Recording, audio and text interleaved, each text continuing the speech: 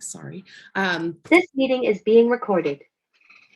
Sorry about that. I wanted to start the recording so that we could have this for other people. So this is the Mountain States meeting, digital meeting for Cogna on February 7th, 2022. And this is the first of these kinds of meetings that we are having. The idea was that absent an annual conference for the last few years, was there a way that we could reach out and connect that had either new people that somehow over the COVID times had been replaced or were new to the idea, or states that maybe had boards that were falling apart and didn't know what to do, or whatever the case may be. There was a small group of us that thought, let's do this. Let's divide the country into some regions. And there was 4 of us. I guess I'll call us brave souls. Sandy might agree with that, or maybe crazy people, I'm not sure, that thought that we should do this and, you know, work with our groups. So the Mountain States, we divided. First, I sat with a very detailed map and tried to, you know, actually do cartography and figure out who was going to be in what region. And then I think it was, might have been Sandy actually that said, why don't we just do time zones? So here we are. And while we know that some states might be closer to other time zones or border other regions, whatever, you are welcome to attend those other meetings as well to see what your neighboring states might be doing and to touch base and connect, which I feel like we're all going to want to do more and more as things progress in the coming months, if not years. So this was a good start. And there's no rhyme or reason to the dates picked other than convenience for the regional coordinators. 2 of us are here today. This is Sandy Farrell in Virginia, and wave Sandy, and myself here in Nevada. And the other 2 regions for this, let's see, it would be East time zone. The Central time zone is Chris Barnett in Missouri, and then Mary Schaaf in Washington State is going to be leading the Pacific group. So you are welcome to join those meetings as well, and I'll give you the dates on those later. Here in the states that were invited today, again, Nevada is not in the group, but we're here, and I'm going to be participating as if I was a mountain state, is Arizona, Colorado, Montana, North Dakota, New Mexico, South Dakota, Utah, and Wyoming. And then we have Wayne Furr, who is the former executive secretary for Cogna, and there's Wayne. And we have Jenny Runyon and Glenn Gumpel from Washington, D.C., and we've invited them in for updates, and also so we can all meet each other. And we have, I think Jenny was the one that said it had been years since she actually had seen people. So here we are as people, and this is a great way to connect and kind of see, you know, new year, new ideas, and some of the discussion coming down from the new federal directives. There might be things that we all want to, you know, kumbaya or something, connect in other ways about this. So welcome. Thank you for being here. And I want to give a brief introduction, and maybe this is where Wayne Furr, who I've invited and is here from Oklahoma. Wayne was the past executive secretary, and I can't remember exactly how many years, but I want to say like 25 years. Is that correct, Wayne? That's correct. Okay. And Wayne threatened for many years to retire from this position, which he successfully did, and I volunteered to take this on and see what we can do with this. But Wayne is still here and is going to be our support network for a little bit. So Wayne, is there anything you'd like to say about Cogna and your role in it? No, I think I'm going to be here for moral support and let you take it and run the show. Okay, and I'm letting another couple people in here too. So this is great. All right, well then from there, for those of you who don't know what Cogna is, it is an organization, a nonprofit, independent organization that works separate and apart from the state agencies. And it's really here its own support network. And it was established from the website terminology here. It was established to provide a dependable planning and training mechanism through its annual conferences to carry out certain work directed by its members and to provide a central office for the purpose of communication.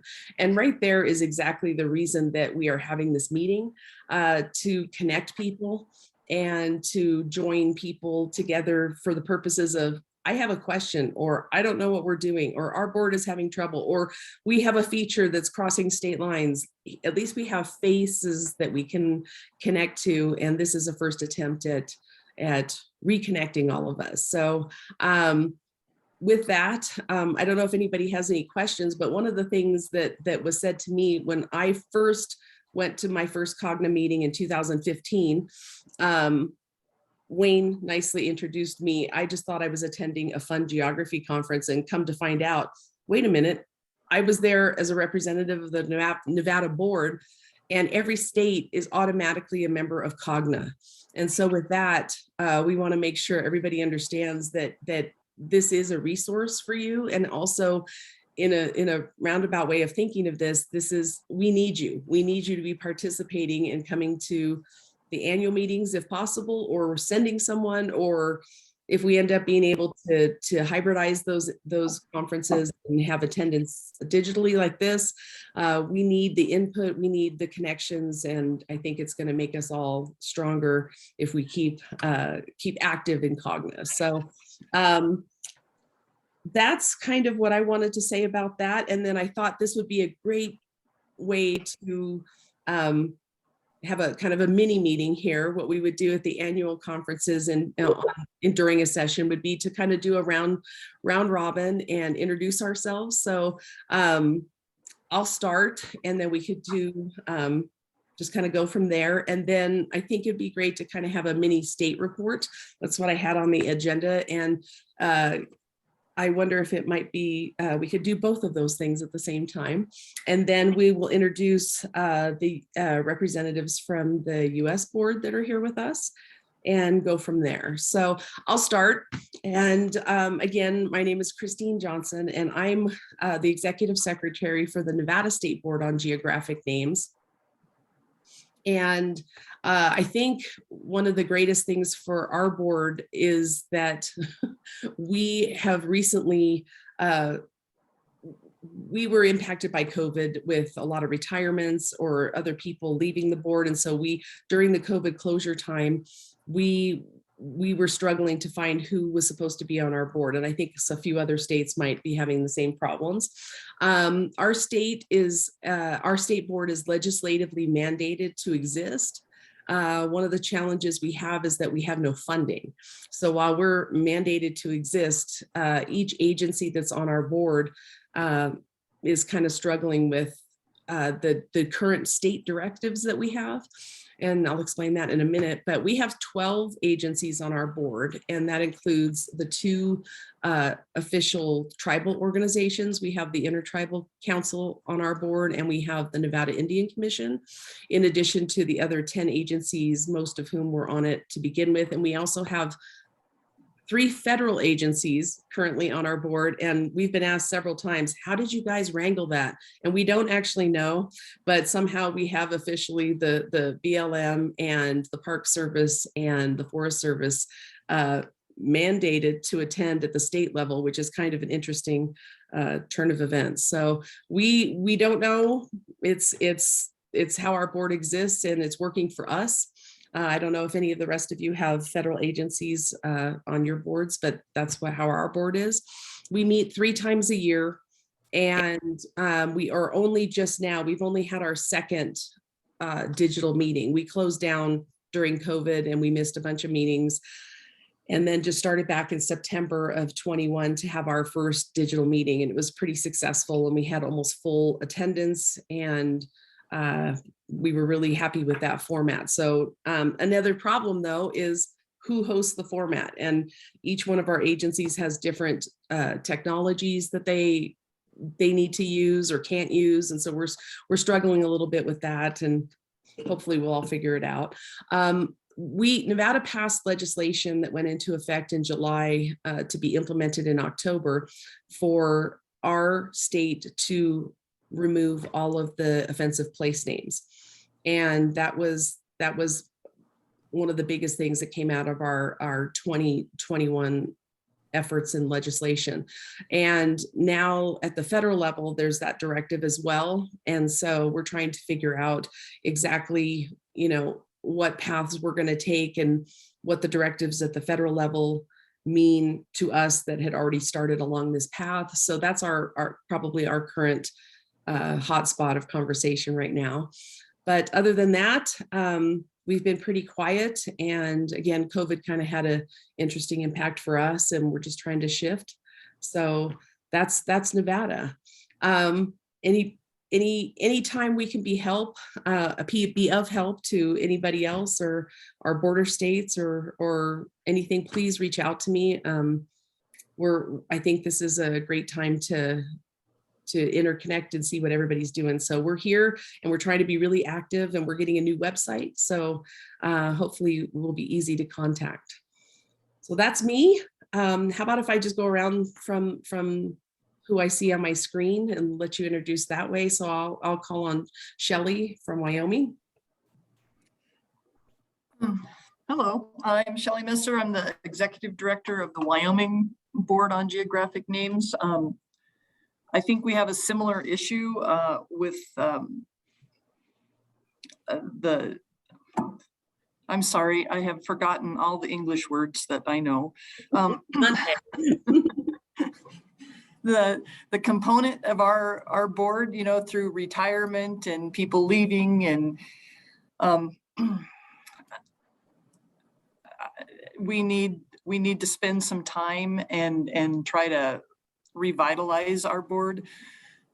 But we have no budget, we have no time, because we all have other real jobs that we have to work on. So that's and I'm not getting any help from the governor's office, which is kind of not surprising since we're all suffering through a major budget crisis in Wyoming. But with crude over $90 a barrel, maybe that'll improve. We had several offensive name proposals to change, and I am so thankful that the federal directive came out, because the people of Wyoming are not real keen on change and don't see a need for it. So I'm glad to pass that baton on to a different entity. That's pretty much what's happening in Wyoming. Great, thank you. Can I just ask you, on your board, how many are supposed to be on the board, and is it a legislatively mandated board? We do have a governor's directive that came out, I don't know, 20 years ago or something like that. And we need, entities from parks and historic sites, the Wyoming Library. We're supposed to have federal input. I've talked to several people after Dan retired, and they're not real keen on joining the board. I mean, they'll tune into meetings and things like that, but they don't want to be a voting member on the board. And I understand that. And then, just general members of the public, which pretty much makes up our board, our general members of the public. Great. Thank you. And thank you for being here today. Thank you. Okay. Rod. Hi, my name is Rod Basler. I'm the GIS coordinator for the North Dakota Department of Water Resources. The reason I'm sitting on this call is that we really haven't had any movement on the names issue in the state. And I am the National Hydrographic Dataset Steward for the state, and so I do have some needs for being involved with the names things. The State Geological Survey had the responsibility, and it got passed off to the State Historical Society in 2014. And it really hasn't gone anywhere since. They had a retirement at the top there, and I've kind of lost communication with them, and taking care of my own stuff as I needed. And I've worked with Jenny on a few different issues here and there, but I'm just kind of sitting here as a proxy and kind of wanting to know what's going on. And I see that the governor's office is also on the call. And from talking to Jenny, I think we only have about a half dozen names that are in question anyways. So up until this point, it's been kind of a back burner issue for us. So we're just trying to find out what you guys are doing and to see what we need to know in order to move forward. Well, this is a great start for that. And thank you for organizing other participants here too, because that's, I think a lot of people just are in the same exact boat that you are. So thank you so much for being here. Yep. All right, Johnny?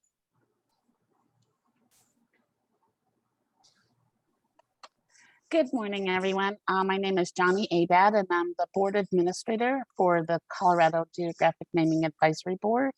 Our board was formed last year before, by our governor's executive order. So I'll let Tim Mock go next. He's actually the chair of our board, and he can provide more information if that's okay. Great, thank you. Thank you for being here. Thank you for having us. Tim, do you want to jump in? Sure. Good morning. Thanks, Christine, for the invite. Johnny and I are very excited to join this.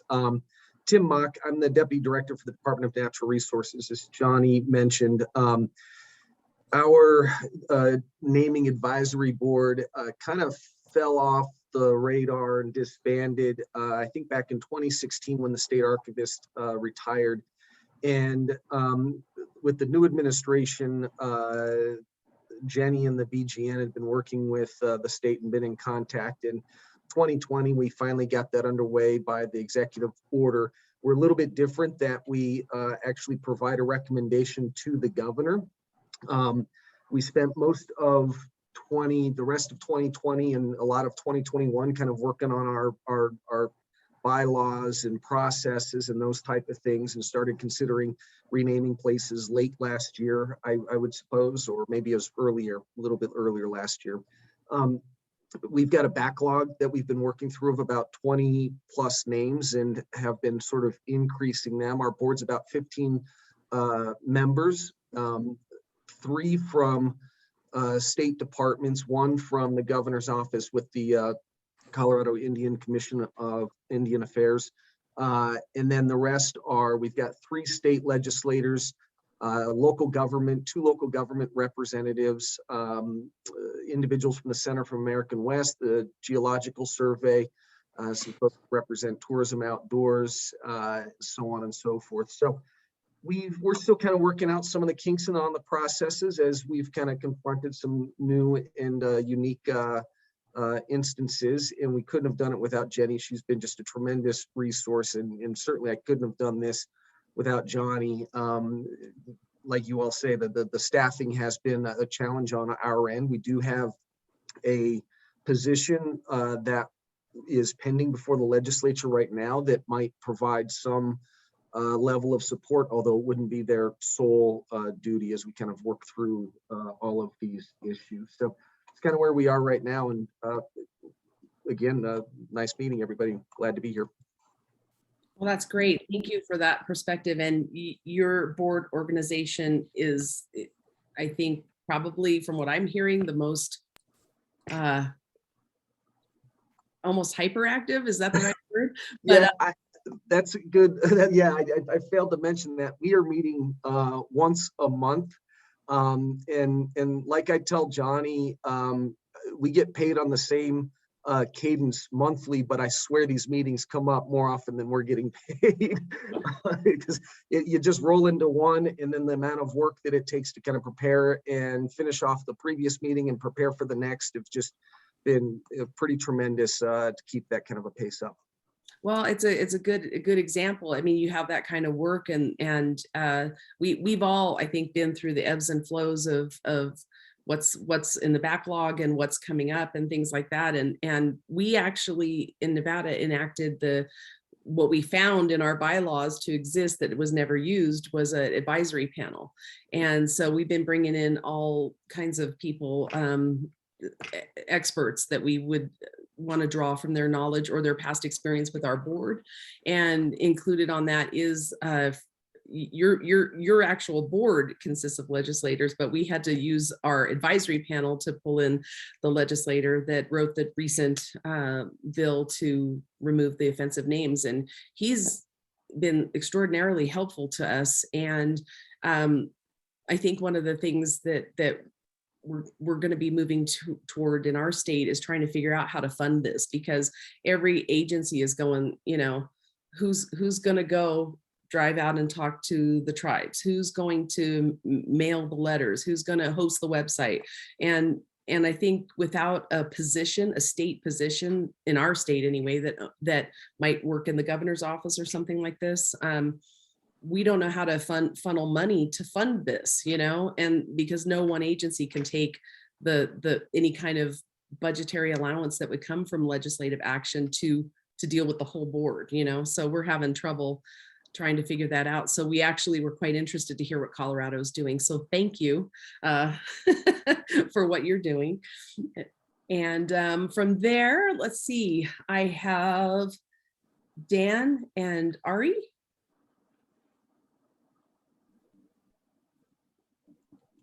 I'll give it to Dan. I am.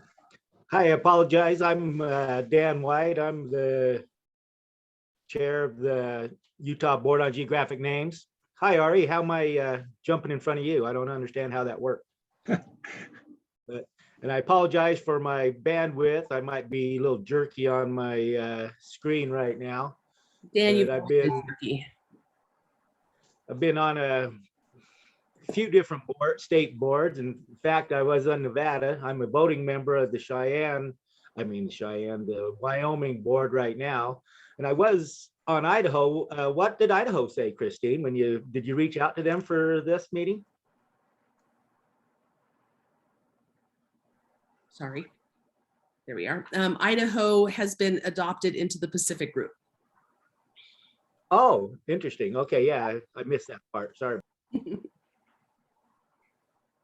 Oh, you're on mute.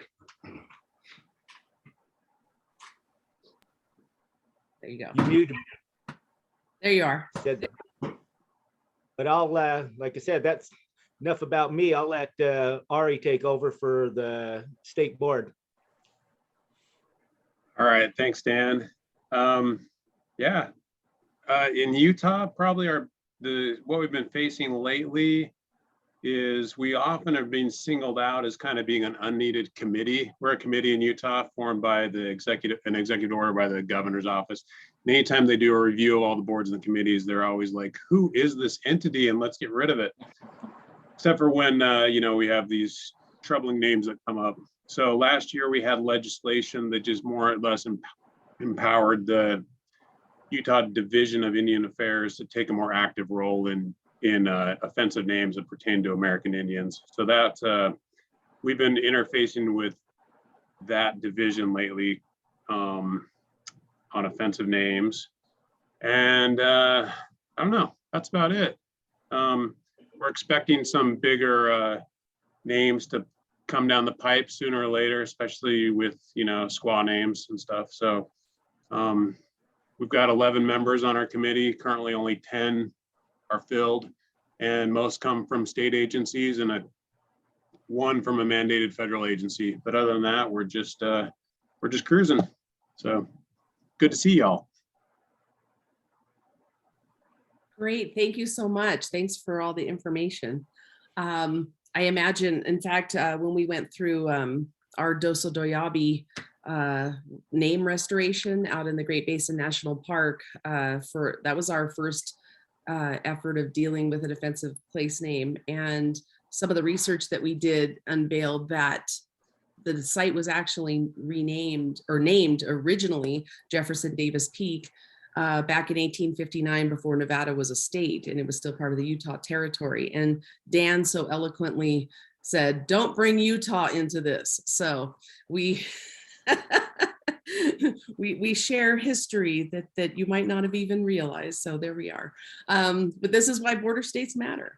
Okay, let's see, Holly Henley. Good morning. I'm Holly Henley, and I'm the state librarian and the director of State Library Archives and Public Records. And so the Arizona State Board on Geographic and Historic Names is under our purview. And I am going to turn it over to Jean Cadwallader, who is our person who is going to be providing support to the board when we get it up and running again. Jane? Hello. Can everybody hear me? Yes. Oh, good. Okay. A new speaker in the conference room, so I'm still working on it. I am Jane Cadwallader. I'm an archives technician for the Arizona State Archives. And I took over the research staff position for the ASDGHN in October 2021, so I'm still very new to it.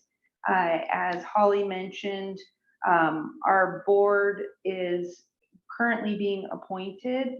It was sunsetted in December 2020 and then reapproved in April 2021. I believe we have one more board member to be added to that, and we should have 11 board members total for that. Currently, the challenges are that we haven't met since November 2021. So we do have about 11 dockets that are waiting to be approved or heard by the board. Also, we'll have a completely new board as soon as they're all appointed. Challenges for me being very new to this. I'm studying a lot about all of the different parts and also learning all of the aspects of my role.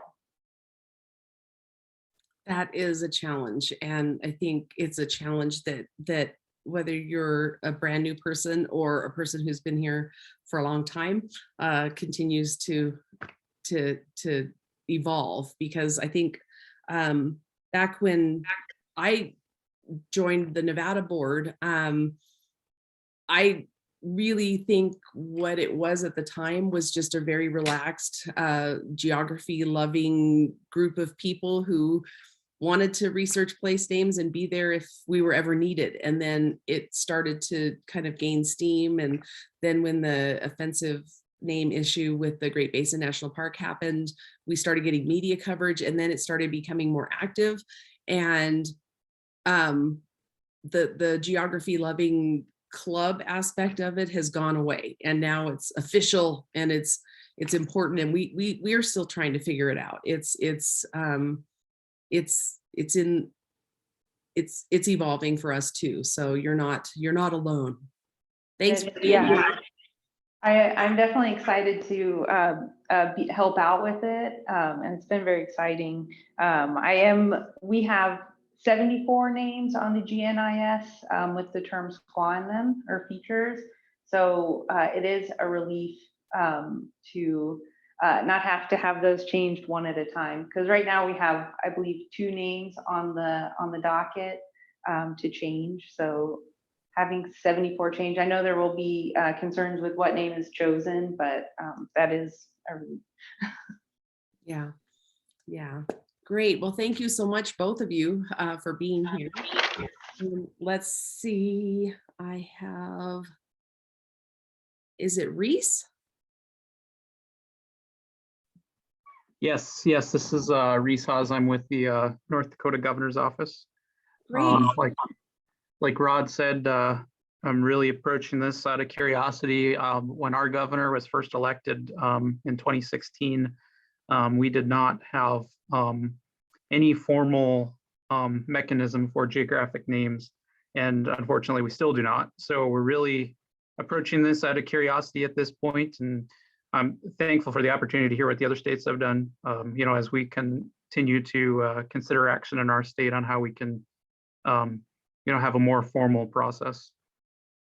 Yeah, definitely, definitely. And it's good that you're here as well. I think a lot of you're seeing here that there's some states that are still trying to regroup. And I think North Dakota and Ohio were the 2 states on our list that we weren't even sure who was officially representing the state, or where anybody in the public would go to find out about place names based on our research. So we're grateful that you're here, and we're grateful that Rod took the call, and or maybe we should apologize. I'm not sure, but we're glad you're here. So thanks, and nice to meet you. Matt, is it Trebesh? Trebish, close enough. Yeah, my name is Matt Trebish. I'm a GIS analyst with the Montana State Library, and I'm actually filling in today for Erin Fashaway, who's our Montana State GIS coordinator. But I'll try to fill her big shoes and kind of explain how the state of Montana handles geographic names. A quick overview is, basically the Montana Land Information Act was created in 2005 by the legislature here, and in accordance with the Montana Land Information Act is a framework document called the Montana Land Information Plan, and that's prepared annually by the Montana State Library with advice from the Montana State Montana Land Information Advisory Council, and that council consists of state agencies, federal agencies, members of state representatives, local government, and private business. And the plan's purpose is it's an annual land information plan that describes the priority needs to collect and maintain and disseminate land information. So this includes the Montana Geographic Names Framework. And this framework is listed as one of our Montana Spatial Data Infrastructure list, or one of our framework layers as defined by the Montana Land Information Plan. So, some of what we're doing, the current goals of the Montana Land Information Plan include the council's recommendation for a geographic names theme review to include the Montana geographic names data set, which we consider to be an at-risk theme. And this has a lot to do with that. We had some budget cuts at the Montana State Library in 2017 that spurred this review. And basically, our names are in a state of flux. I think that would be accurate to say. We have two components of this. One is we have a Montana Geographic Names Advisor, basically administrative role, and they're responsible for making official recommendations on the behalf of the state of Montana to the BGN, and names that BGN is changes that we'd like to consider in Montana. And then the other part of it is stewardship and lead of the Montana Spatial Data Infrastructure Geographic Names Framework layer, just warehousing, distribution of that data in our digital clearinghouse, and downloading it, using it in web services and geolocators. The state of Montana right now is looking to potentially transfer some of the Montana Geographic Names Advisor role to a potentially different agency. We're looking at our Department of Natural Resources and Conservation. They actually held that role for a while, so that's something that is in flux, and we're currently researching. But that's kind of what's going on in Montana in a nutshell. Well, I appreciate that. That's great. And I'm glad you're here. I was worried. I was like, oh, I hope Montana's getting the information. So we're glad you're here. Thank you so much. Thank you. And then I have Trina White.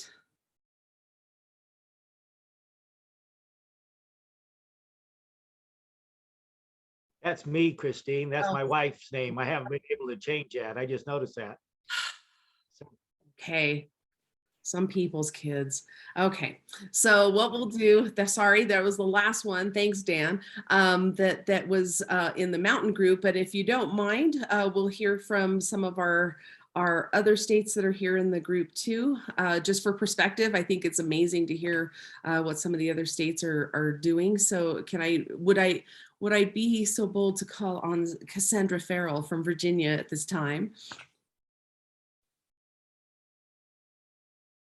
Oh, we can't hear you.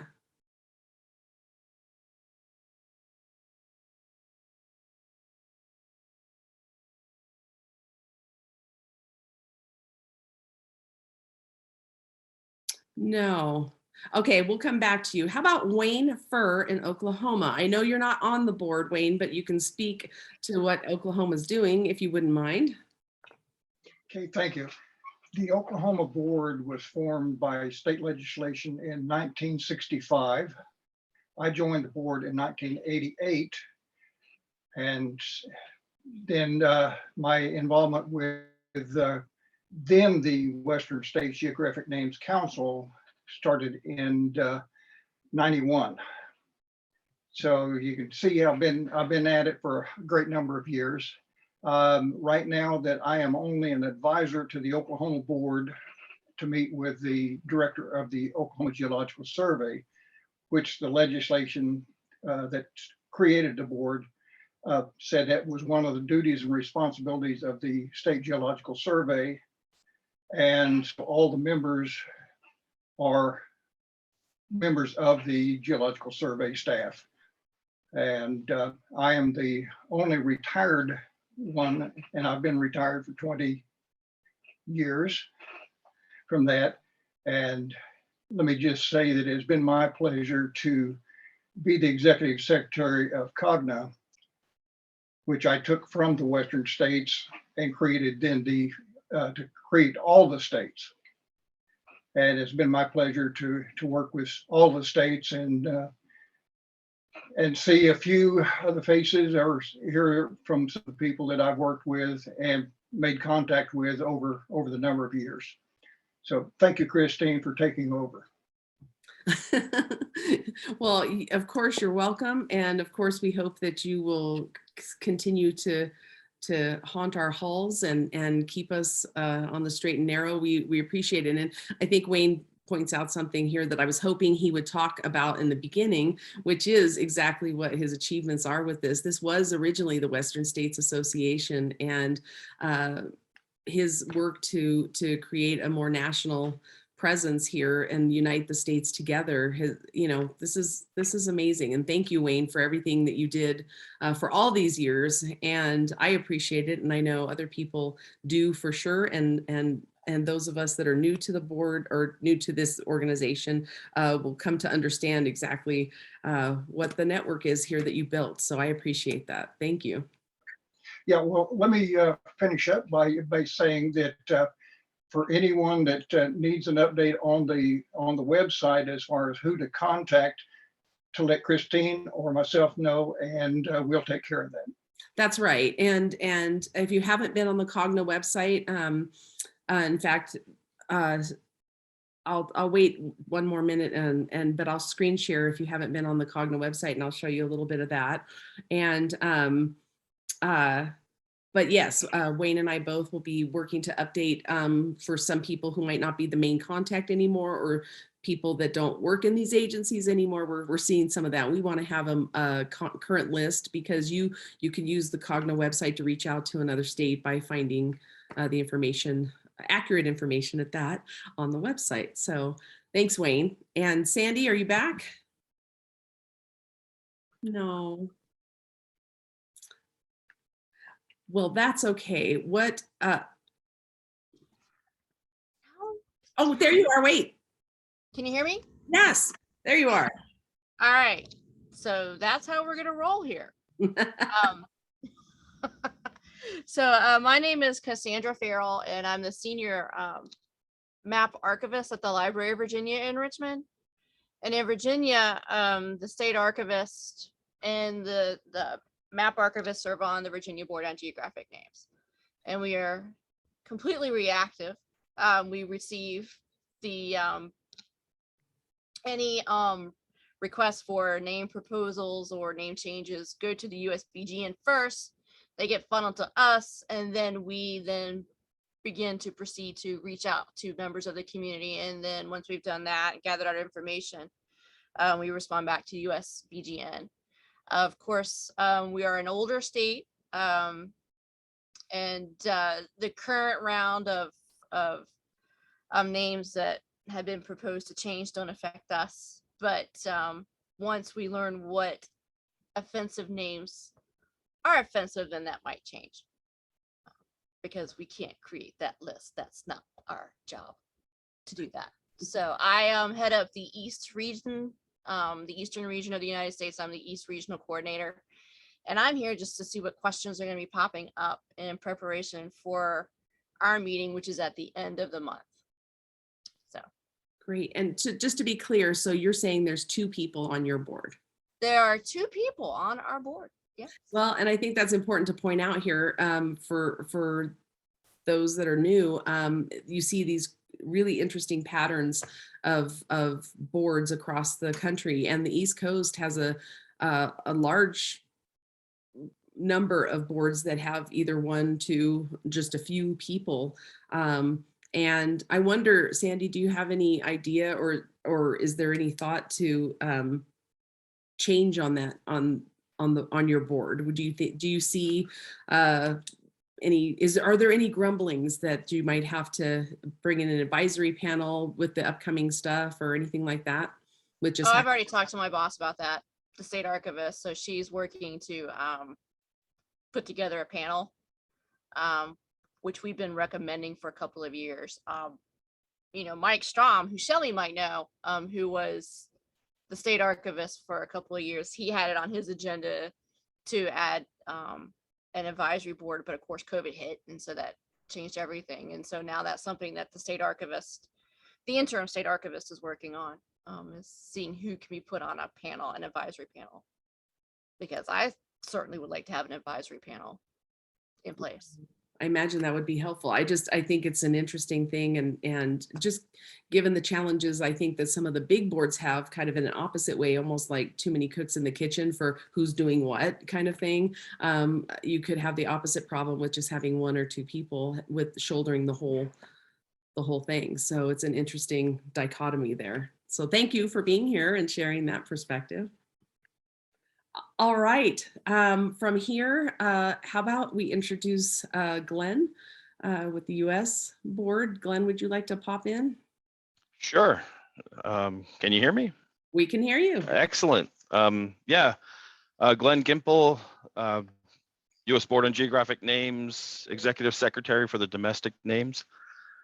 Super excited about these meetings. I'm really excited to see Cogna moving forward and pulling in the states. I think this is going to be an exciting year for the organization.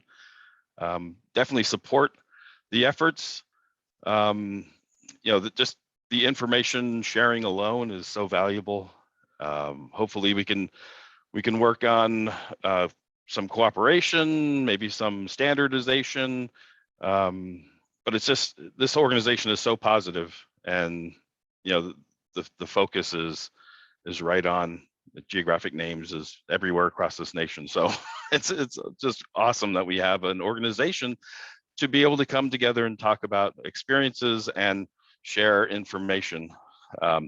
And the BGN staff out of the U.S. Geological Survey is here to help, and we want to participate, and we want to share what we have, and we want to hear from you. And yeah, I'm really excited, Christine. I'm very excited you stepped up to take this on, and the leads of the regions, I'm super impressed that people have said we're going to do this. And so thank you, and thank you, Sandy, and the others, I guess. So anyway, yeah. So I wanted to talk a little bit about the secretary orders, but I can do that after, or right now, or do you want Jenny to give a BGN, some BGN information first? How do you want to do this? Actually, yeah, let's do that if you don't mind, because I think that's you're kind of the gut punch for us. And let's see what I think that's going to drive a lot of questions, or at least a way for us to compile questions. I know there's a question and period that we're going to be able to deal with shortly, but if you don't mind, because I think we could work back around to that if you don't mind. Okay, that's great. So let me introduce Jenny then really quick. I think all of us know Jenny, and if you don't, you will come to know Jenny. Thanks, Christine. And yeah, it's kind of hard to follow along on Glenn's. Kudos to all of you for being here this morning and for taking the time to meet your colleagues in neighboring states. And I think we all agree that nothing beats those in-person conferences, but the fact is they've been on hold now for a while. And Many of you have never been able to attend because you have very limited state travel budgets, and we understand that. And unfortunately, the COGNA meetings have become the same core, dozen states that can justify coming and find the funding to come every year. But the rest of you, I mean, just to see some of the faces and see names of people that I might have emailed with you before, but have never, quote, met in person. And so just to have this forum for sharing experiences. And as Glenn said, this is going to be a really challenging year, I think, for all of us. A fun year and exciting. Not quite sure where it's all going to go, but we're here to help best we can. And I think by all being together as a united organization, I think you all are going to be a solid block of interested parties who, more than anybody else, deals with these geographic names as part of your job. And so what's going to change this coming year? So really, I mean, again, you all pretty much know me and my role. And in a second here, you'll meet Matt O'Donnell, my right-hand person, the other half of the BGN research staff. Glenn is executive secretary, so he manages for the oversight, the budget and the planning and all those dry administrative things. I get to work with all of you on the main proposals, and Matt and I together sort of put together the docket for the meeting. We interact with you on getting your meeting minutes. And much as we've all hated the last 2 years, the fact that we now get to attend your meetings virtually is just so cool. I mean, obviously in a perfect world, I would hop on a plane and fly to Cheyenne or Denver or wherever and attend in person, but being able to be there virtually has been just amazing to see the discussions firsthand, to be able to report back to the BGN when they vote on a name on the docket. And I can say, I heard exactly how the discussion went. I can interpret the minutes if it's not clear. So thank you to all of you who've thus far invited me to participate. I kind of hope it continues forever that, in that sense. And we too are meeting virtually. And for what it's worth, I know it's early start for Mountain and Pacific states, but the BGN is meeting virtually on the second Thursday of every month, 9:30 a.m. Eastern time. So again, early start, especially for Christine, but you're welcome to join. I mean, we haven't really done a good job of promoting our meetings to the states, but if you think it would be worthwhile to attend a BGN meeting virtually, because we do hold our meetings when the opportunity arose during the COGNA conferences. So this would replace that, and you get to see, maybe you'll see a name on the docket that you all voted on 3, 4, 6 months ago. So let me know if you're interested. We can share the invitation. And I guess just a final word, if I could, is just got to say a huge, huge thank you to Wayne for 25 plus years of dedication to COGNA. He ran that organization single-handedly really for 25 years. And yes, we have an executive council and a business council that gives updates, but the conferences wouldn't happen without Wayne. We wouldn't have had a website without Wayne. He has been the strength, took over from the gentleman from Utah 25 plus years ago. And he and I talk at least a few times a year, more and more as the conferences get close. I think we're mutually shoulders to cry on and comparing notes and helping with the program. And we're all hoping that this will happen again soon, maybe even later this year. There'll be a conference in person again. And those of you who can attend, I highly recommend it. And obviously I'm biased because geographic names is my full-time job and my life pretty much.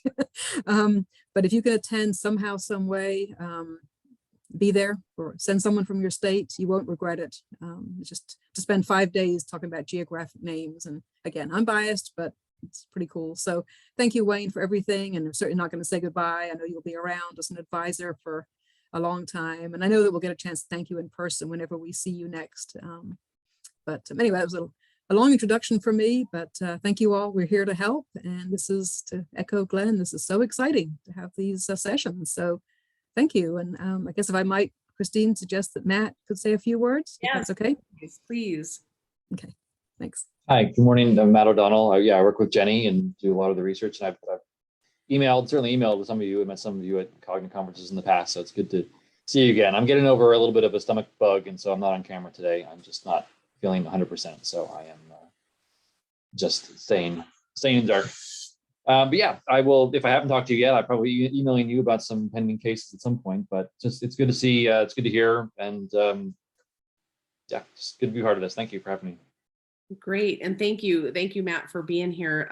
I know that there's many of us that have appreciated your help and assistance and research in the past. So thanks for everything you've done. And there's just not enough nice things to say about Jenny Runyon for all of these years, what she's done for all of these states, and truly, we couldn't do what we do without you, Jenny. So thank you for everything. Well, it's a team effort. I mean, we could do what we do without all of you. So, you know, we rely on you to speak for your state and down to your communities. And it's you know, it's really a team effort. And I guess I should also just, thank Matt for all the research he does. Those of you who read the review list and you see the write-ups, the backgrounds on the proposals, the research, that is all Matt. I mean, he's just an incredible researcher. And I kind of joke, if a name exists on the landscape anywhere, somewhere, if Matt can't find it, it doesn't exist. I mean, it's very true. That is very if you read some of his, I'm sure Shelley will probably agree, the write-up on the Mount Doan, Mount Hayden Valley cases was just incredible, pages and pages of incredible detail. Every one of you have a lot. I think you'll find that Matt does a great job of pulling all the facts together. And he is typically the one that you would hear from on a particular name proposal. But we're a good team and we share notes so we're here to, again, like I said, we're here to help. And if I do get anything wrong, please let me know. I'm not too proud to. Very know if I rare got something time wrong. there's a typo, maybe, but no. Well, thank you. Thank you. Thanks again. Jenny, Christine.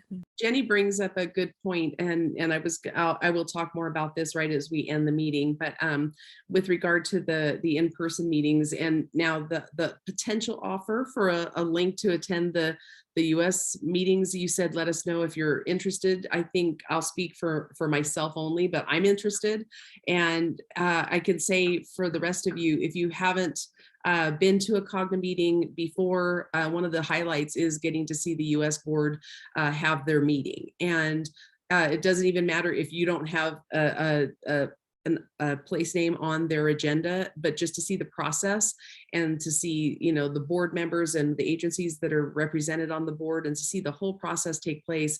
It's really educational and kind of powerful to sit there and realize like, wow, these are the names going on the land right now, and I've always appreciated it. Plus I learned so much and have brought back functional details, like what we can kind of bring into our own state to help with process, because some of the details that Matt finds and things that he would discover in his level of research that maybe we missed, or there's a new way to do something, or a source that we didn't look at maybe for our own research. I've learned tons of things by just watching the U.S. board in action. So I highly recommend, first of all, attending a live one that would be at our in-person meeting, hopefully, fingers crossed, in September in Maryland. But if not that, then I would love to have the link, maybe, Jenny. I don't know if that's something you can share and we could just put on the COGNA website. I don't know. Oh, that's a good question. Yeah, well, Glenn and I will talk it over about the logistics and how best to do that. I mean, the meetings have always been open to the public. It was just never easy. And when we met at the Department of the Interior in DC, of course, no one's going to schlep all the way across the country, and that includes the proponents or State Names Authority. You're not going to come in person to a fed. Okay, yeah. Sandra's saying, I've been there. Yes, Richmond's a little easier. For Doso Doyabi. There you go. Yeah. Again, it's always been open, but in the early days of the virtual meetings 2 years ago, we were a little unsure about how to manage public attendance. And of course, the more you publicize the meeting, you get the media, which, is fine. They have the right to show up, proponents. We'll talk over the logistics of how to share the invite and what would that take. And just as far as our meetings themselves, I have to say, sometimes they can seem a little anticlimactic when you get there to see the final BGN discussion and decision. And that is primarily because A, Matt has done an amazing amount of research, but B, because we have your minutes, your recommendations, you guys have done all the legwork, you guys have had the looking at you, Tim, Johnny, you've had the 45-minute debates about a single name.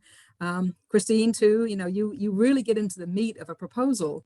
So by the time it gets to the BGN level, we just almost have a checkbox. It's like, okay, county support, state support, tribes, no response, whatever it may be. So if you come to our meeting expecting to see the same level of debate, you might be disappointed. Now, having said that, we as the staff, we never know what name on the docket is going to get bogged down in the most obscure discussions, things that we think are going to be a slam dunk. The staff end up becoming a 45-minute debate and get deferred because we need something more from you all or from the county or whatever it may be. So, you know, we have the whole nation to get through, and we met in person. It was usually a couple hours. Now we've got it down to maybe an hour and a half, including reports, the docket. So again, you know, it wouldn't be a major time consumption for you to attend for an hour and a half. And again, being so early in the morning, maybe you could make it. So yeah, Christine, we'll follow up with you on the best way to make the invitation public to those who at least we think, you know, would have some need. Whether we post it at the Cogna website. I mean, we have our agenda on our website, so we don't include the Zoom link, a Teams link, but maybe we could. So anyway, yeah, we'll let you know for sure. Great, let us know. And when did you say that next meeting was? Thursday. Oh, okay. Yeah, we meet once a month, second Thursday of the month, 9:30 a.m. Eastern time. Just sending out the meeting invite yesterday to the BGN members, and the docket is about ready to be sent out today. So if you're interested, if you're free Thursday morning, let me know. Just send me a quick email at this point and we'll get the invite, and then we'll talk more about, you know, how to do a wider announcement for next month, maybe. Okay, great. Thank you. you. Okay, sure. Well, and before I turn it back to Glenn, one thing I want to do really quick, just for some of you who might be new or some of you who are on board state boards. Let me try and share my screen here.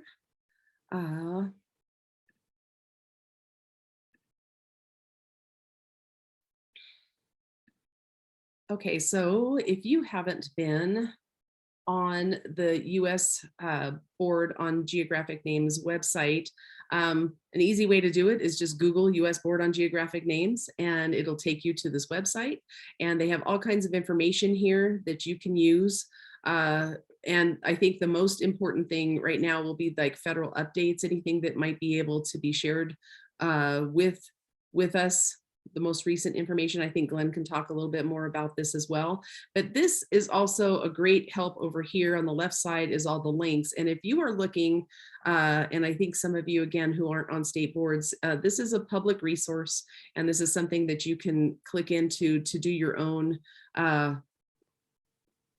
research on what you might be dealing with within your state. So this is clicking on the domestic names link takes you to an option here to search domestic names, which will take you to the new database that has been organized where you can search any name.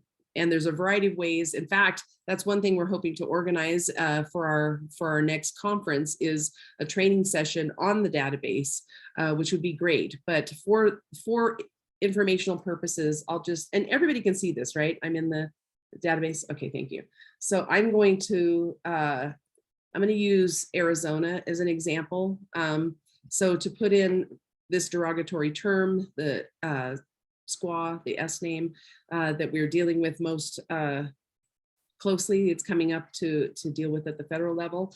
To put that in just in the top level here, then scroll down to the state, and we're going to look at Arizona and just query, and it brings up 74 names that are connected with this term.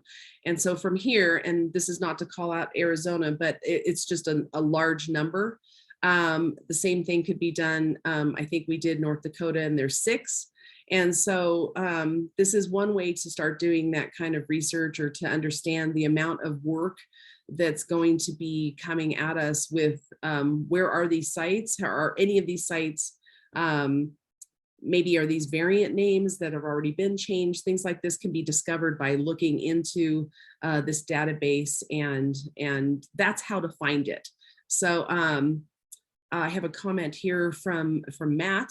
The number 74 includes features where the S word is a variant name. So yes, thank you. And that's great information and exactly what I'm looking for here. So this is the meat of where you can reach out into, start looking into these names that we would, and other names. There's a variety of other ethnic names that Nevada has on the landscape that I'm sure other states have or have even more or different ones. Depends on the names that were applied based on the people that were here, right? So we're seeing different patterns in different states. So this is one site that's useful to you. And another one is our Cogna website itself. So cogna50usa.org, and it has a contact us space up here. It gives you the history of Cogna, why we're here, what we're trying to do. And then it has a list here of the state geographic names authorities. And if you haven't seen this site before, that's okay. It's all organized by state, alphabetical. Scrolling down to find yourself. That's how I found most of you. And the ones that I couldn't find, I reached out in other ways to hunt people down. But this is where we're hoping to have the most recent information so that each of us can reach out to another state without having to go above and beyond. See, we've had poor Rod.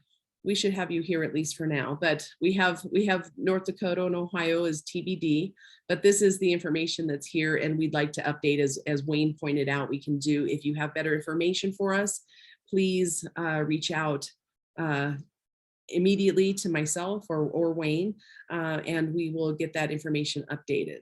So I just wanted to share that. And then I'll turn this over here to Glenn and let's hear some interesting information. Okay. I wanted to just mention one thing that Jenny had mentioned. I don't think budget and planning is very dry, Jenny. The other thing is, one of the first questions I witnessed when attending the BGN meetings was from the members of the BGN was always, what did the state say about this? So, I mean, they take what you guys do to heart, and that was really encouraging to see that they do that, because I know you guys, the states go through a lot of work too. So anyway, I just want to throw that in because it was an observation I made. So we've got, I wanted to talk about the 2 secretary orders that have come out in November, past November, Secretary Order 3404, which is the objective is to recommend a replacement name to the BGN for each of the geographic features currently carrying the SQUA name. And 3405, which is the order that is to create a process to solicit, review, and recommend changes to derogatory geographic and federal land unit names. So I'll talk about both of those. 3404, which we're dealing with now with the SQUA names, has been ramping up. That process includes putting together a candidate list of names.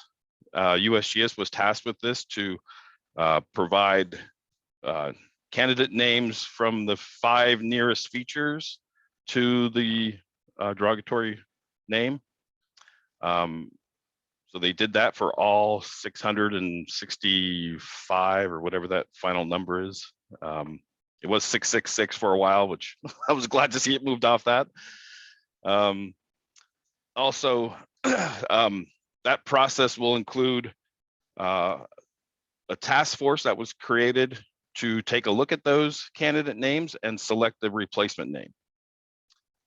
There is also a public comment period that will be opened up through the Federal Registry notice.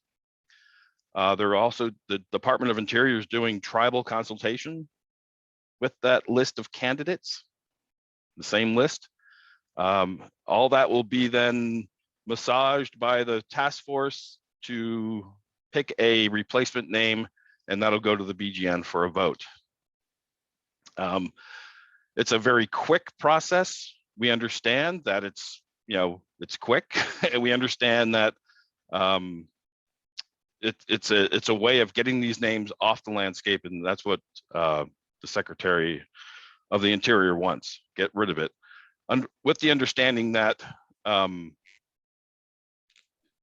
processes are so fast that there may be a need for further proposals to come in after the fact. So I think there's an acknowledgement by the task force and the BGN that we could start seeing changes after the task force is done to change those names again. So we're not quite sure what that means and what the number of that could possibly be, but it is something that is recognized. Because we know that, tribal consultation can be tough in the 90 days that we're given. Of course, state input is tough within that same period. I mean, they're really only going to have that public comment period open for a minimum of 30 days. The clock's already ticking, so it's going to be less than 90 days because we're in the 90-day period right now. So, yeah, so when the task force started, we had a date where we stopped all current proposals that are dealing with changing the word squaw. So those have been suspended within the BGN and they've been handed over to the task force. So those proposals, the names that are on those proposals are included in the list of candidates. So we've got the 5 nearest feature names on the candidate list. Plus, if there was an open proposal at the time, that name got included also. So some of these features have 6 candidates, basically, because they include the current proposals.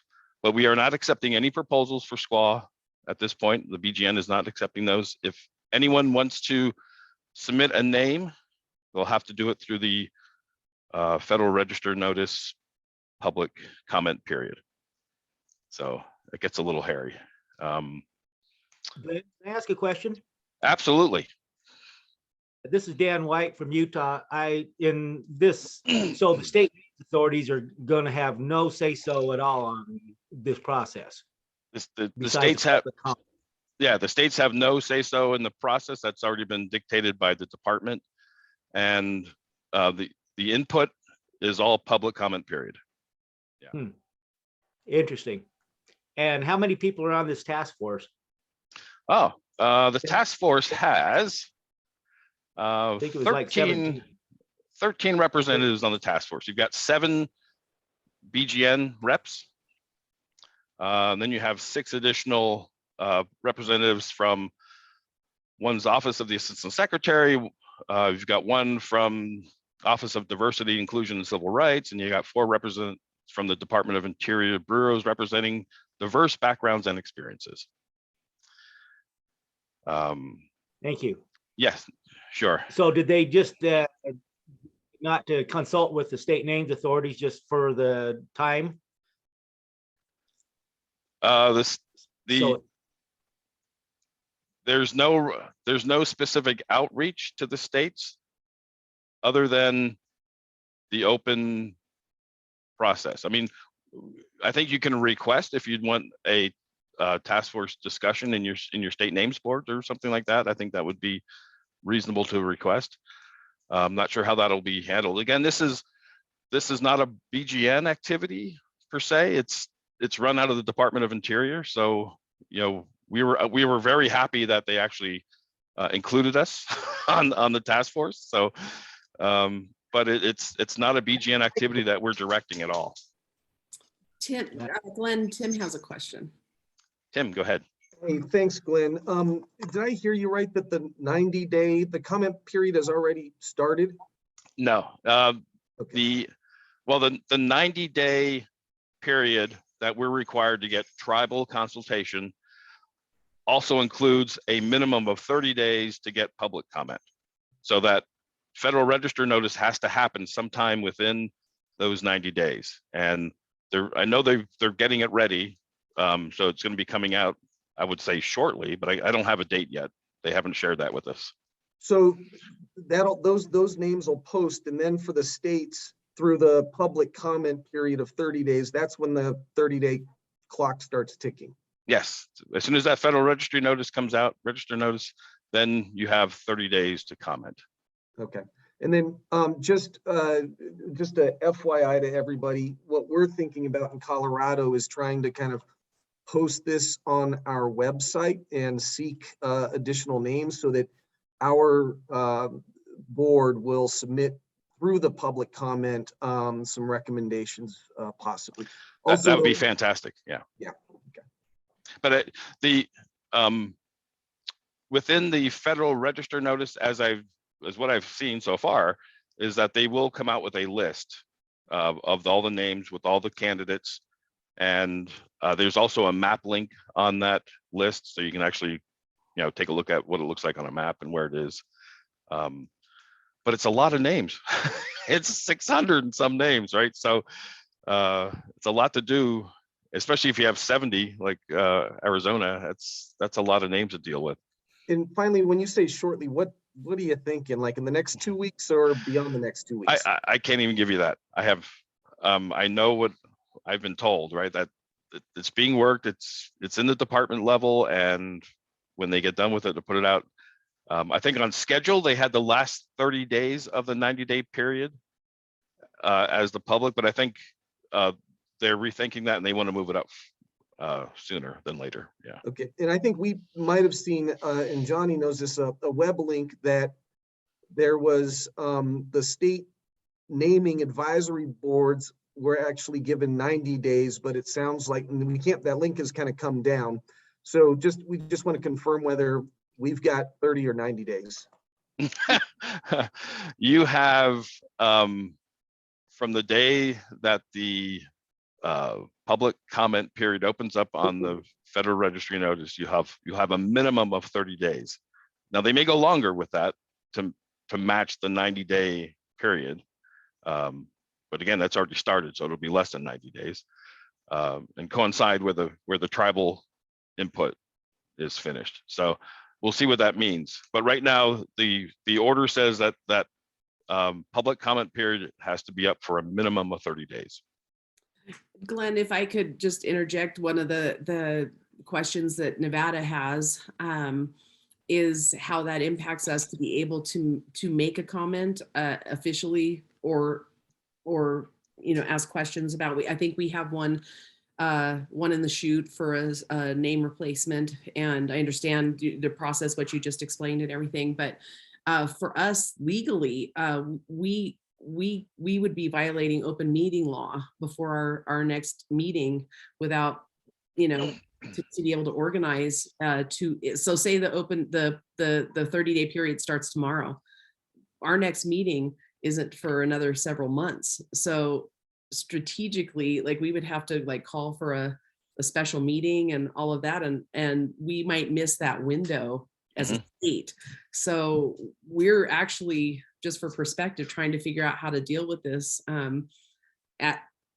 just based on our structure, how to respond as individuals and be heard on,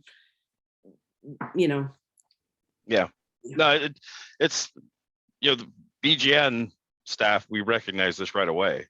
We understand the process the states go through, and it certainly doesn't align very well with this department order, right?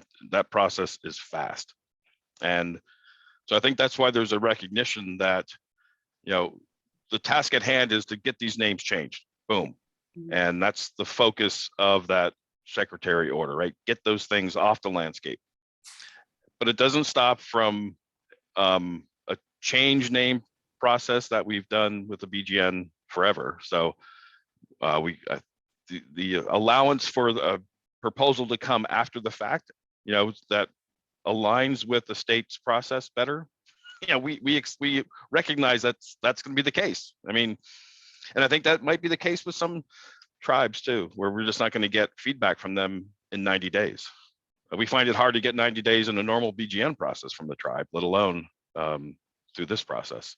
So would it be fair to say that this whole process, I mean, I don't think anybody's arguing that I think we all agree that offensive names should not, be on the land. That's part of the discussion. But with this directive coming and the format that it's taking, is it fair to say that we could view these names that are being assigned to the spaces in our states as temporary or placeholders? Understanding that there is a, you know, is that possible? Because looking at Nevada, for example, we just passed state legislation that mandated an inclusive state level dialogue to change each one of these names. And we were on that path. And we feel that it's going to dilute or destroy the relationships with the tribes and everything else we had just started on, to have all of this taken out of our hands. And for the sake of argument, Squaw Peak becomes Cottonwood Peak. And to us, or people in our state in certain areas might view that as a meaningless name that we don't want. So if we take that further and view it, I'm trying to find a palatable way to explain this at the local level. Like, this is a placeholder and we now have more time to find more meaningful names, but also recognizing that the offensive names are removed. Yeah, Christine, I totally understand. I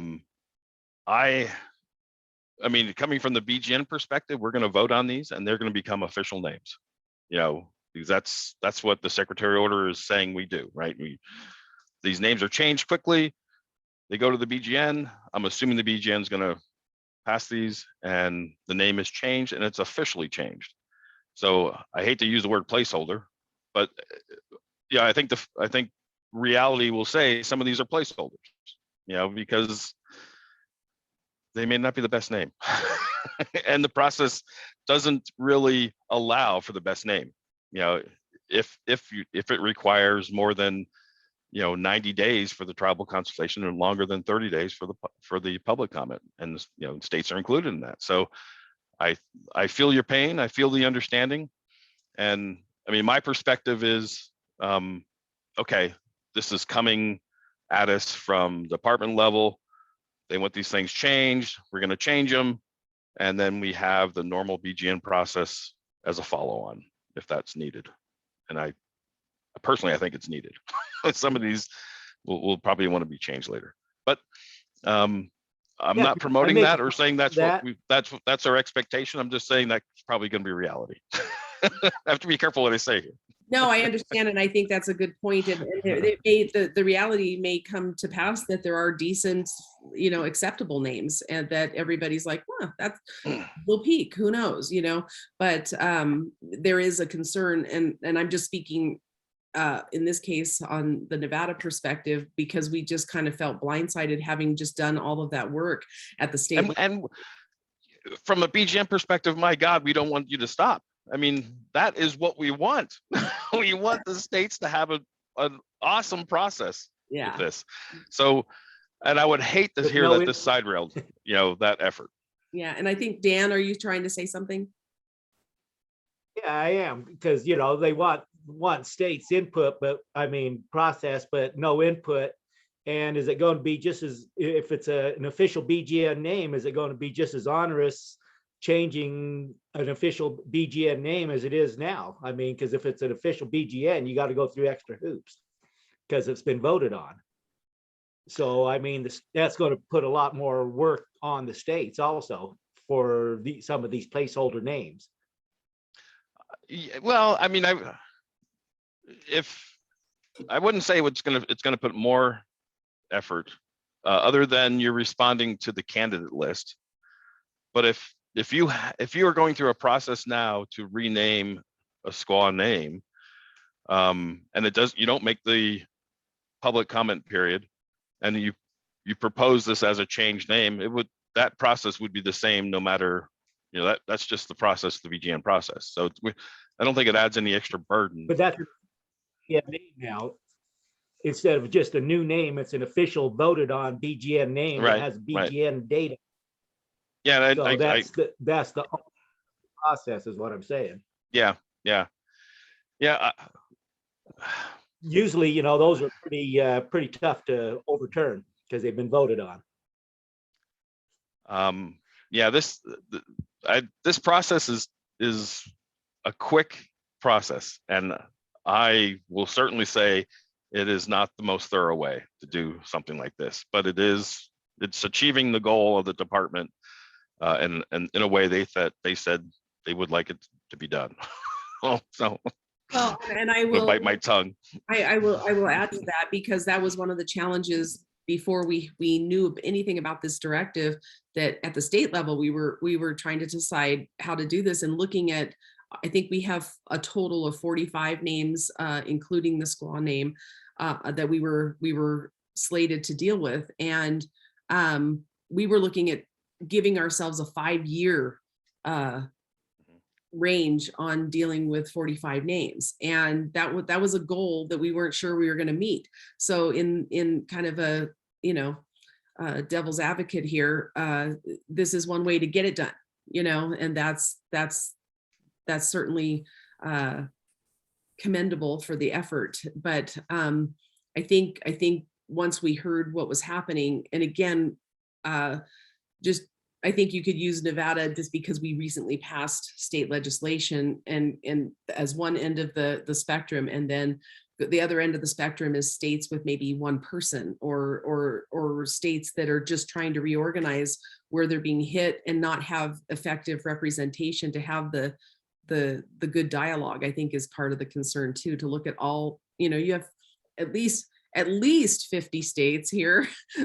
We might have territories involved, but that are looking at, how does this affect me? And in that way, there's going to be a lot of different ways that this is received too. And again, just speaking from Nevada, we were just like, wait, what? No, we just started something good here. Stop. And so there is concern for process, and like a destruction in the progress that we've already made. But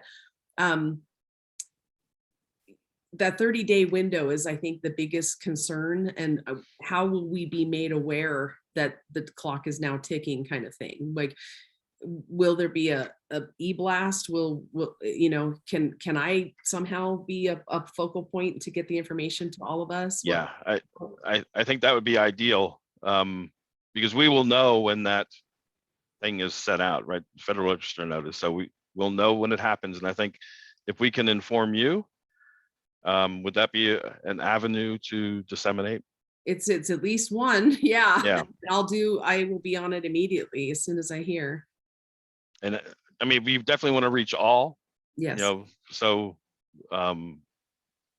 if it's best to go through directly to you, and I know Jenny has contacts at a lot of the state names authorities, but. And will that involve the list? Did you say that? Like, we will get. It'll be within the Federal Register notice, that list. Yeah.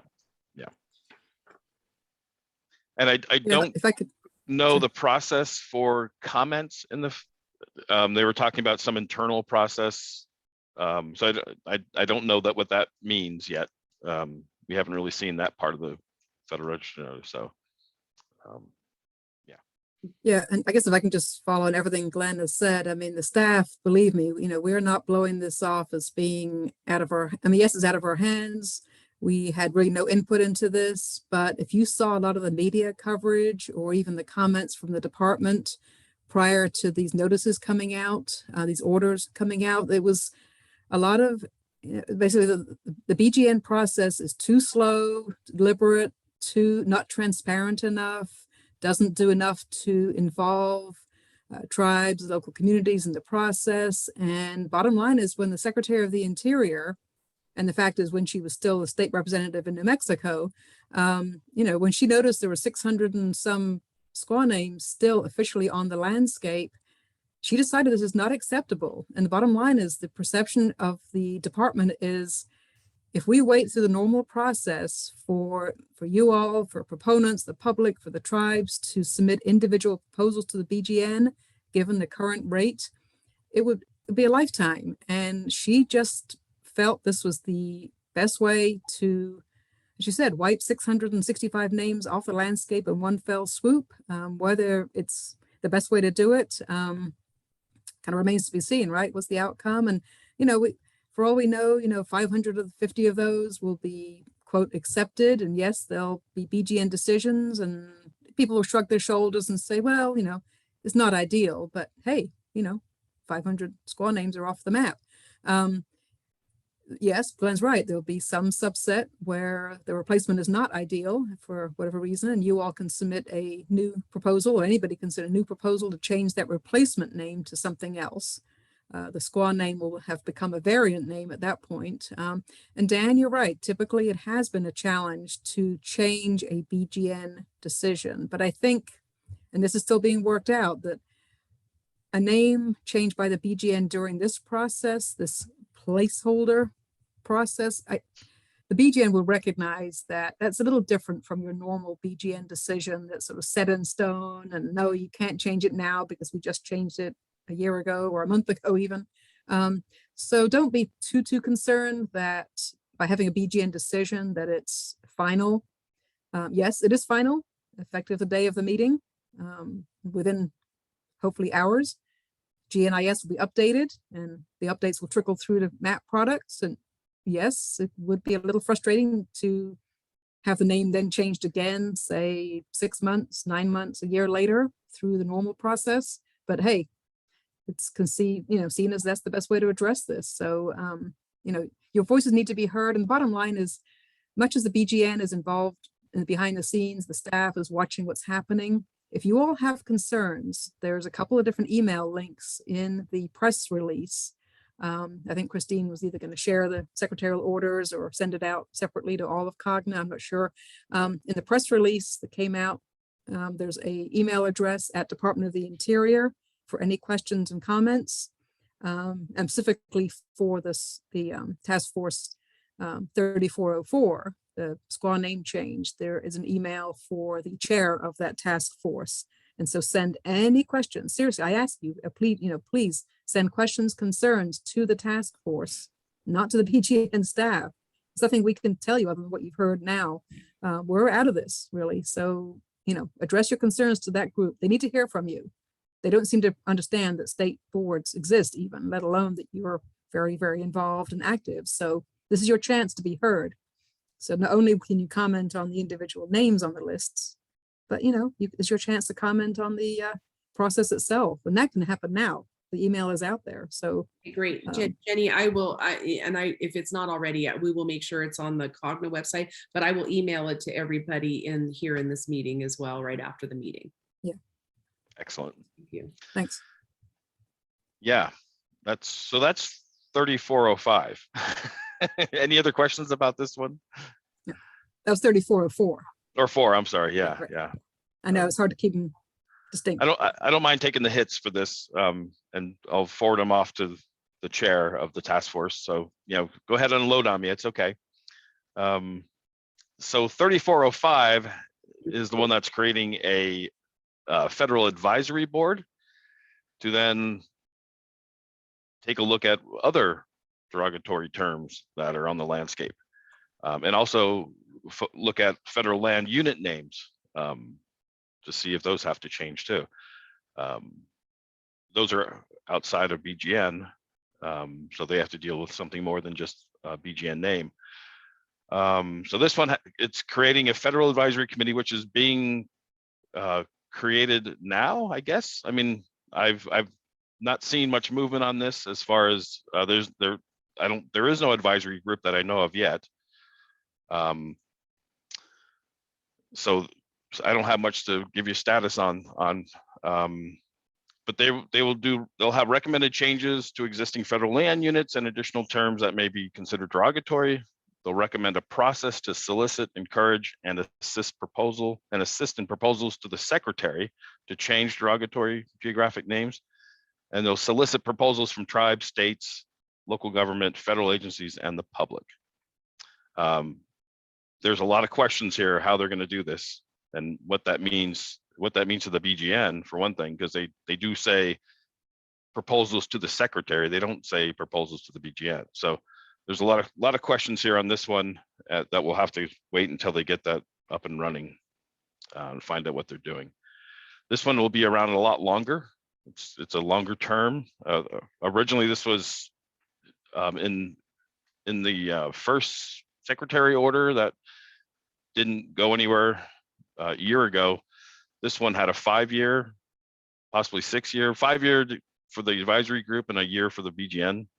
So I think this is going to be around for a while. And I don't have much more information on this. Sorry. No, thank you, Glenn, for explaining this. I'm not sure, I'm pretty sure everybody knew in some capacity about this, but for those of you who didn't or didn't know the details here, I think all we can do is say, thank you, Glenn. We know you're not the guy, but thank you for taking the hits. But if you don't mind, if I could open it up for any more questions that Absolutely, yeah, people might have, even though you're not the guy. But I've mentioned a couple of the concerns that that Nevada had. I'll just start off with another example that we were kind of hit with. A Native American person actually said, well, what's the point of removing the offensive names if you're only going to replace them with more Anglo names? So that was a statement. And I think that that's a powerful thing to think about. And that's, I think, one of the reasons that at the very surface level, we haven't, we've only had 2 meetings back since COVID to deal with this in our state. The kinds of things that we're expecting to get from our public. And I don't know that that's going to fit within that 30-day window. So we're also looking for kind of a template, a directive of what can we say to the public. Another question was why the Squaw names and not other ethnic groups? Why was Squaw prioritized over other people, and how do we explain that? And we don't have a template answer for that yet either. So I think all of this is so new to all of us at all levels. We're seeing that 30-day window, I think, is going to be important to try and navigate. So thank you, Jenny, for suggesting sending it into the task force email. And let me open it up to anybody else who has questions. I guess I'm going to jump in real quick. It's my understanding, Christine, that Mike Tischler, the chair of the task force, will be available to attend the other 3 Cogna regional sessions. Yes, yes, that's a good point. He is not here for this one, but he will be at the next 3 meetings. And those meetings, for the record, and we have them on the Cogna website, but I'll just mention them here. February 15th is the Central Time Zone, and that's 1 to 3 p.m. Central Time. February 23rd is the Pacific Regional Meeting, and that's 1 to 3 p.m. Pacific Time. And then February 28th, the Eastern Time Zone states, from 10 a.m. to 12 p.m. noon Eastern Time. Plus or minus, of course. But those are the 3 dates and times, and those are all associated, again, with the time zone that they're being hosted in. Yes, and he did say that he would attend those meetings. I am working to fit him in. He can't be at the full 2 hours, so we're going to agendize him based on his schedule, and he'll get to talk about whatever he has to say in certain periods of time. So good, because I'll pass some of these comments to him, so hopefully he can address. Yeah, definitely. But he's got a direct line to the department, so he's much more informed than I am on where they are. And I actually learned from him that he had attended a Cogna conference in the past. He was in the Tacoma, Washington conference. So that was really great to hear that he was familiar with our group and that he's interested in speaking to us. And again, I think this is, it's just a learning process for everybody. So also, I would say so mostly what you've heard from Glenn this morning is what you'll be hearing from Mike in the next 3 meetings, and you can hit him up with your questions and just give a real flippant answer to why just Squaw, Christine. The Secretary of the Interior, she is the first Native American woman to head up our department. So this is personal to her.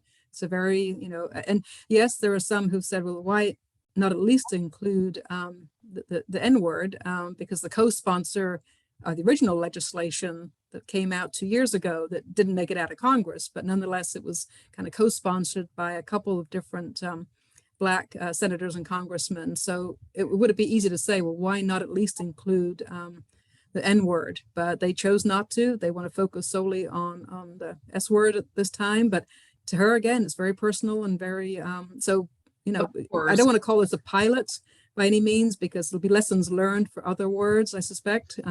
But again, again, this is a flippant answer, but that's my guess is why this is just this word. And, 665, is that not enough for you?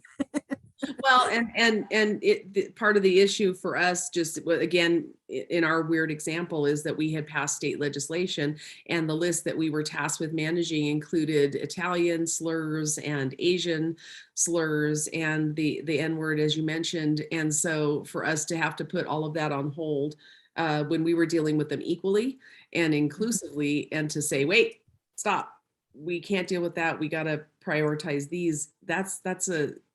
It just isn't in line with what our view was on managing all offensive names. So that's just one thing, one small thing, I know. So yeah, and I know that you in Nevada, you've come up with a list of words that or place names that you feel, should be addressed as based on the assemblyman's, interpretation of what's derogatory. But I think everybody here, it goes without saying that there is no defined list of derogatory words. It's so subjective. It's so, and this is why we've never been proactive. The federal government does not want to dictate to you what's a derogatory word. Now, this advisory committee, that's probably going to be its first task, is what words are we talking about here? And I guess it might be worth separating those offensive and derogatory words. And then there's what we might call offensive people, people that did offensive deeds. Yeah. Will they be included? We don't know. I'd be surprised. And, how much research would that take to find every person's name on the landscape where somewhere in their background? What else do you need? What those have always been case by case, right? So Colorado, right, you've got your Mount Evans. I mean, that's not going to be solved necessarily by this advisory committee. Is still going to have to go through the process of considering that change. Evans itself is not an offensive word, but his deeds certainly could be considered offensive in hindsight. So, and I think if I'm understanding correctly, they're trying to focus not so much on the that's what we dealt with Jefferson Davis, like the offensive people or acts, things like this. We've got Massacre Lake. That's kind of an issue with.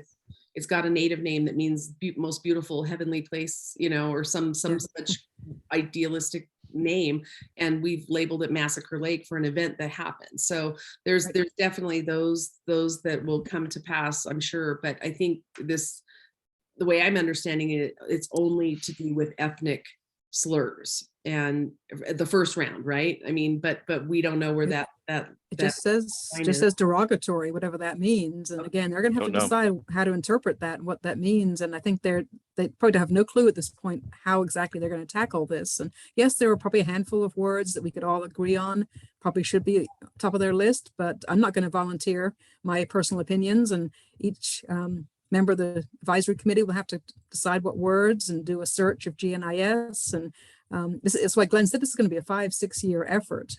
This is not going to happen nearly as fast as the squaw name changes. So all I can say is, be ready with those. Don't stop your ongoing outreach now. And if you have a state bill already, Christine, in the works, any one of you, don't just, yes, the squaw names are being set aside through a special process right now, but you have plenty of other work to keep you busy to encourage proposals to change other names. And for now, those go through the normal BGN process.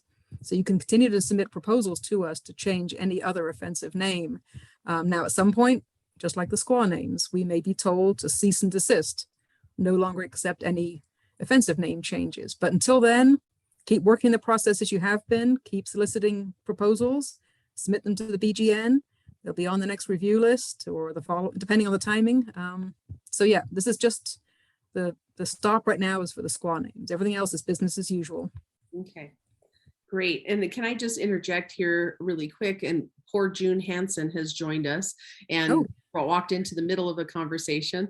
But June, would you mind introducing yourself, where you're from, and how your board works? And that might weigh in here too for our conversation.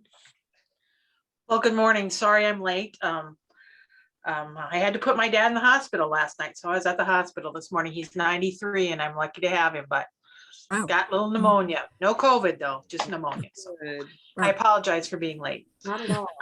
I'm the chair of the South Dakota Board on Geographic Names.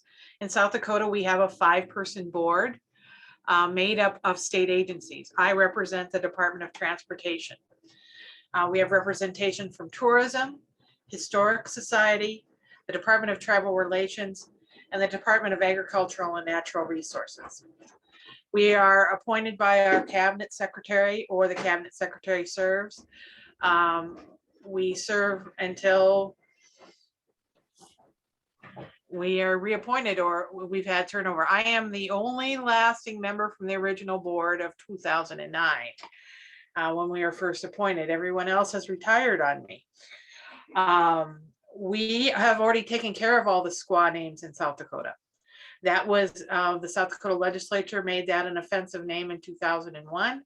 So I've checked and we have no other names. We've taken care of everything we have in South Dakota. So that won't be an issue for us. Our South Dakota legislature, though, has made it perfectly clear that they will determine what's offensive or insulting. And our board cannot process any name changes unless it's on their list. We can do names for unnamed features, but we cannot do anything that has a name unless it's on their list. So we're going to run into some challenges here in South Dakota if other names get added on a national level. The South Dakota legislature, it would have to go to them, or our board would not be able to deal with it. We've had things sent from the BGN to us, as Jenny knows, that to change names, and we've had to reply back according to codified law 19.1.c. We are not allowed to take up this matter. So we do a lot right now of people who want to name unnamed features. Lots of times it's for family members or something historic on their place, land they owned. That's mostly what we do. We've had a couple features lately, but as far as offensive and insulting, we did have the word Negro on our list that the South Dakota legislature had tapped in 2001. But the African-American population in our largest area of Sioux Falls reached out to us, and they did not want Negro taken away from places. They felt strongly that that would take away the history of African-Americans who had lived out here in South Dakota during settling. Lots of times they were named for African-American settlers, and they did not want that change. So we had the legislation changed in Negro. So we still have features with Negro. We have nothing, anything with the N-word was changed to Negro, I think in the 80s. So that is how we function. We meet as needed, and by statute, we are required to meet once a year. And if we would get a request for a name be insulting, we would have to do our public involvement and then take that to the South Dakota legislature. I will tell you, there was a bill I was monitoring to make scalp offensive. It's the second year it's come in. We have 3 geographic features and 2 non-geographic features. And that was failed in committee. So that, well, I'm sure we'll see it back another year. The representative who brings it every year. So maybe some years scalp will become offensive in South Dakota, but right now it is not. And that's a little bit of an update on what we do here in South Dakota. Like I said, we meet, we have a very robust public involvement plan that we follow to make sure the public is heard. And that's what we do. Right now, we have no features pending, so we're not meeting.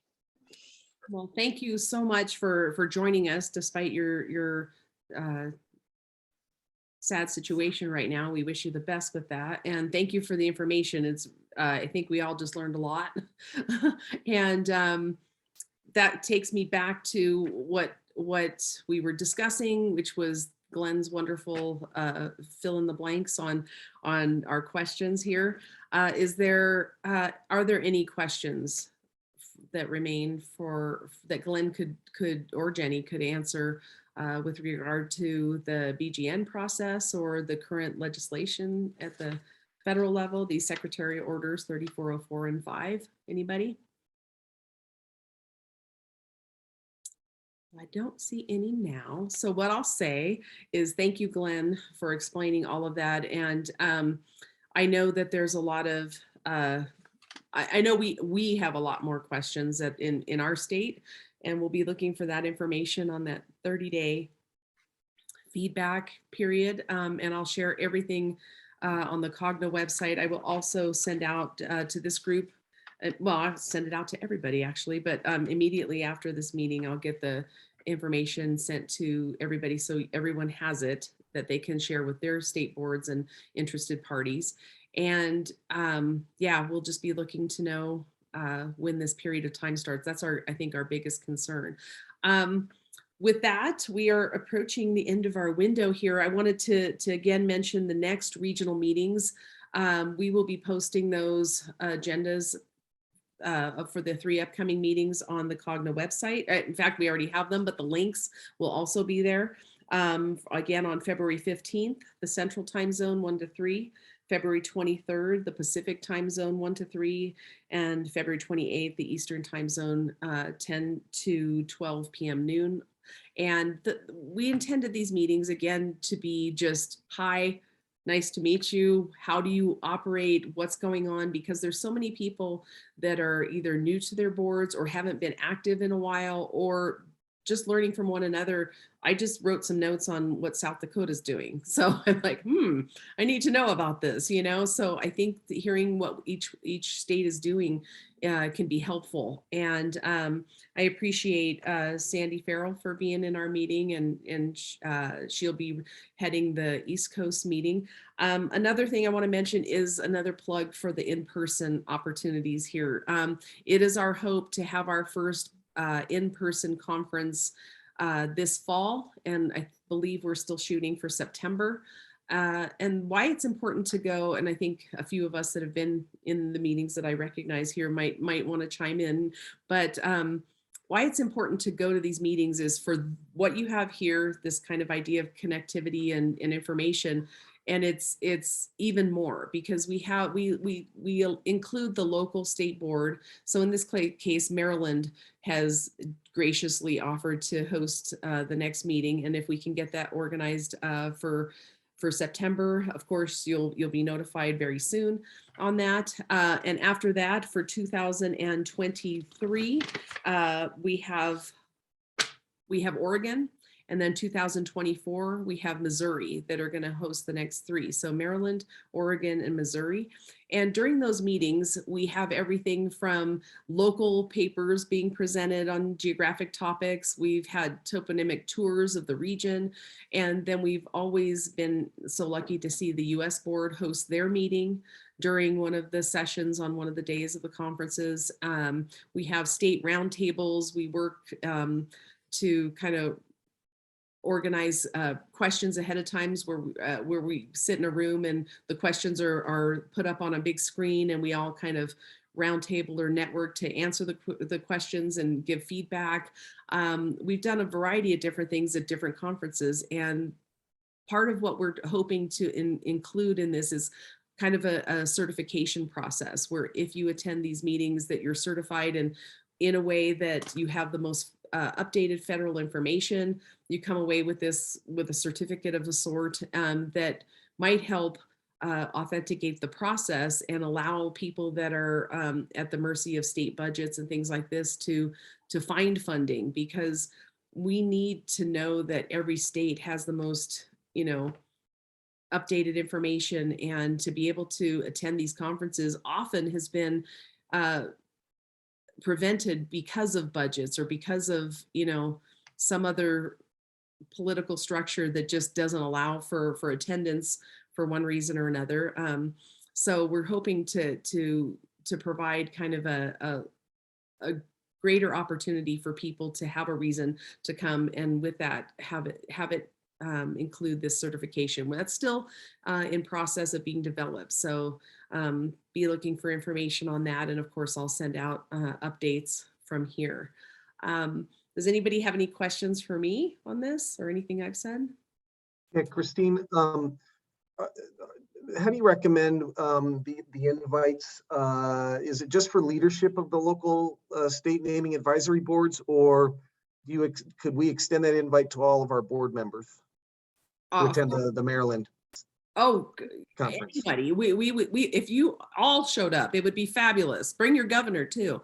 It would be great. And really, I think, and Wayne could probably say something about this. In the past, it was the hope that one person for every state would show up, just to be able to have the information and feel that they could bring back and, you know, what they learned at the conference and any new policies and things like that. And that's been the way it's been, at least for Nevada, since I've been doing this since 2015. I was the one that went and would come back and report to the board, you know, what I learned, what happened, things I saw, whatever, and including like training sessions that were provided by different federal representatives. I remember one year, I think it was in Washington, that Betsy Canaley did a whole thing on Policy 10 for the tribal names, and how tribes can name their spaces on their lands, and it doesn't need to involve the state boards. That this is kind of a pipeline right to the federal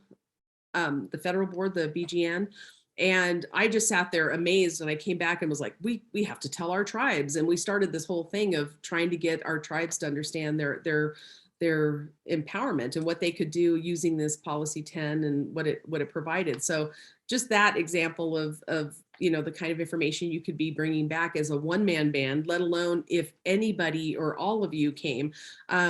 It's important at least to have one person. So if we would have an annual meeting, I think the average attendance was around 50 people, and that's with other interested parties and the host and their family. So if we could get more people, one year we had Canada show up. I think that was, I don't remember which place that was. That might have been here when we hosted it here in Reno. But anyway, we've had different groups. So yes, it can be shared with anybody. And if you, as a board that might have only one or two people, if you were unable to attend, I think we would be completely satisfied if you assigned this task to an interested party, an advisory member, somebody like this that can just go and collect the information on behalf of your state. So we're hoping for just representation of any kind. I hope that makes sense.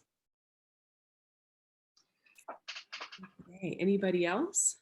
Christine, you actually have defined and described what the Cogna Conference is and the number of people from each state may attend. And the hope is to have at least one from every state representation.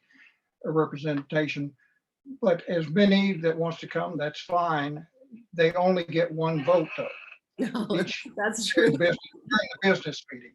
Yeah. Now, yes, we for many years we actually had representatives from Canada come to our meetings, and over the years, I think it's mainly budget on both sides of the border, have kind of put a stop to the Canadians coming down, and I know that the federal people, and I've also attended meetings for the Canadian meetings as well. So it's the sharing of information, whether it's in the formal meeting or after hours during the breaks, is something that you cannot do in a virtual meeting as we're doing today. This is very informative, that's true. But the getting together, rub shoulders, seeing how other people are doing it is really something to take away from the actual in-person meetings. Thank you. And Wayne, you bring up a good point. Part of the Cogna conference involves the Cogna business meeting, and every state is a member automatically of Cogna. And we hope that there'll be representation there, and you get to see what we're doing as our group, you know, and the budgets, and where do we want to have conferences? How do we want to make the conferences better? What can we do? So your voices are all part of our network. It's not just me. It's not just Wayne. It's not just our little executive committee. We want to know how to make this organization work for you as well. So the little parts of the conference that involve things like the Cognitive business meeting, Wayne's right, you have a vote. So even if you bring 14 people, we only need one of you to come to the business meeting. So, and I hope you bring everybody. In fact, sadly, I'll just admit this, we don't have a budget in Nevada. So I was going just because it was a great point of vacation. And since I joined, I went to the Anchorage meeting. We hosted it the next year in Nevada.